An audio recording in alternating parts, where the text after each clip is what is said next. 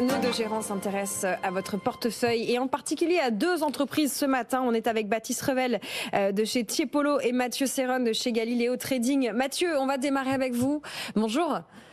Ce matin, vous portez votre regard et passez à la moulinette Total. Pourquoi ? Pourquoi ? Parce que en ces temps compliqués sur les marchés, avec assez peu de visibilité, et on le voit encore ce matin avec l'Ukraine qui aurait effectué sa première frappe à l'aide de missiles longue portée à l'intérieur du territoire russe. Et donc, en réaction, le Kremlin qui fait signer un décret permettant à son pays d'avoir recours aux armes nucléaires en cas de nécessité. On a une ambiance qui est assez pesante, assez anxiogène, d'où l'idée de s'intéresser à des valeurs qui offrent certaines garanties, ce qui est le cas de Total, qui est une société centenaire, créée en 1924 et à l'origine, la société s'appelait Compagnie française des pétroles. Donc l'activité historique, c'est le travail du pétrole. Mais depuis, la société a massivement investi dans les énergies renouvelables, d'où le changement de nom en 2021 de Total à Total Énergie avec un S. Et ce qui est intéressant aussi, quand on analyse le rendement de la société, c'est qu'il est extrêmement régulier. Elle offre un rendement autour de 5-6% depuis de nombreuses années, ce qui devrait être le cas également dans les prochaines années. Il est attendu autour de 6% pour 2025. Et quand on compare aux autres mastodontes du secteur, eh bien, on constate une décote assez importante. Selon la société d'analyse de données FactSet, eh bien, le groupe français affiche une décote de 35 à 40% par rapport à ExxonMobil, par rapport à Chevron, alors que les performances financières sont assez similaires. Et c'est pourquoi le groupe réfléchit à s'introduire à New York, ce qui fait un débat chez nous en France, mais l'idée étant de lever davantage de capitaux et d'avoir une valorisation plus importante.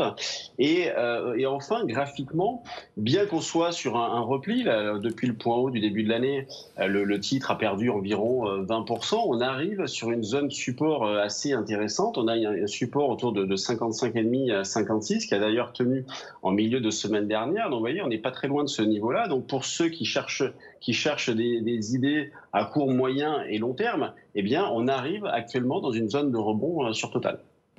Voilà, Total Énergie en 3 points avec vous, Mathieu Serron. On est également avec Baptiste Revel ce matin, analyste financier chez Tiepolo, qui pose son regard sur Rational AG. Racontez-nous, Baptiste, pourquoi vous vous intéressez à cette entreprise ? Bonjour Lorraine, oui effectivement Rational c'est une PME allemande de 2500 collaborateurs, un chiffre d'affaires de 1,2 milliard d'euros et une capitalisation boursière proche des 10 milliards. En fait le groupe Rational commercialise des fours mixtes professionnels, mixtes, c'est-à-dire que ça combine plusieurs modes de cuisson, à la fois la vapeur ou l'air propulsé. Les clients de Rational c'est des restaurateurs, les chaînes hôtelières ou des cantines scolaire par exemple. Rational opère sur un marché de niche avec une clientèle du coup très spécialisée et le groupe en est le leader mondial. Ils ont grosso modo 50% de part de marché. Ce leadership, il est expliqué par 2 points principaux. Le premier, c'est un positionnement stratégique qui est clé. Ce sont les seuls au monde à faire des fours mixtes pour les professionnels et se concentrer uniquement sur ce segment-là. Et le second point, c'est leur force d'innovation. La force d'innovation du groupe, elle est portée par des dépenses en recherche et développement de l'ordre de 5% de leur chiffre d'affaires. Et ces fours mixtes professionnels que fait Rational permettent d'améliorer l'efficacité opérationnelle et écologique des cuisines mondiales qui font face actuellement à de fortes difficultés de recrutement. Le second point qui nous attire chez Rational, c'est que dans le même moule que l'ensemble des entreprises industrielles et familiales allemandes, Rational est une boîte très bien gérée. Sur 10 ans, on a un taux de croissance de son chiffre d'affaires de l'ordre de 10%. On a des marges qui sont très élevées et très stables, une marge brute de 60%, des marges opérationnelles de 25%. Ça permet une génération de trésorerie qui est très forte et aussi un très haut taux de retour sur capitaux investis. Rational distribue également un dividende, on est à peu près à 14 € par action. Ça représente un taux de distribution de près de 80%. C'est permis par son bilan qui est extrêmement sain. Rational n'a pas de dette et ça permet également au groupe d'optimiser sa croissance au travers le lancement de nouveaux produits. Et c'est d'ailleurs l'actualité assez chaude du groupe qui organise le 28 novembre prochain une journée investisseur afin de présenter son 3e produit de sa gamme qui s'appellera le High Hexagone, qui est particulièrement à la destination des fast-food.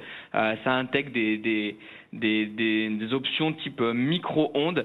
Ça permettra de cuire et de réchauffer des gros volumes en un temps record, tout en conservant à la fois une qualité très élevée et une uniformité au sein des plats.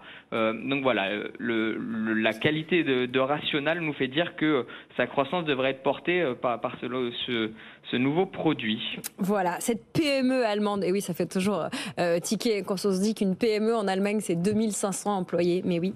Cette PME allemande qui, vous le voyez, est aussi un des fournisseurs du secteur du fast-food et on sait que ce secteur se porte bien.